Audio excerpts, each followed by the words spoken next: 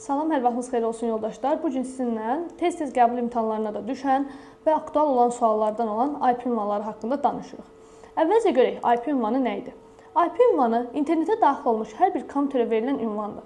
Təsəvvür edin, IP ünvanı o qədər çoxdur ki, yer üzündə olan əhali sayından 3-4 dəfə çoxdur. İndi baxaq, IP ünvanı necə olur? IP ünvanı 4 oktetdən ibarət olur. 4 oktet. Sonra 3 nöqtədən ibarət olur. 4 oktet və 3 nöqtə olmalıdır.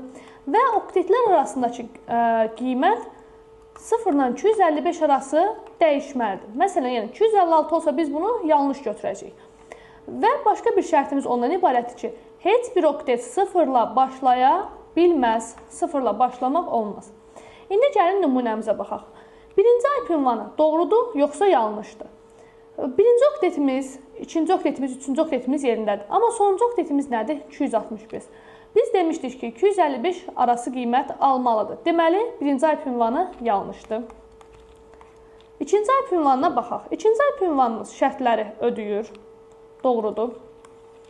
Üçüncü IP ünvanımız, fikir versəz, biz demişdik ki, 4 oktet və 3 nöqtə olur. Bəzən hər zaman bunu yoldaşlar qarışdırır, sonda nöqtəyə fikir vermir. Baxın, IP ünvanında neçə nöqtə var? 4 nöqtə var. Ona görə bu yanlışdır. Dördüncüdə hər bir oktet öz yerindədir. Doğrudur. Beşinci, oktet neyini? 0 ilə başlayıb. Ona görə yanlışdır. Olmaz. Altıncıya baxaq.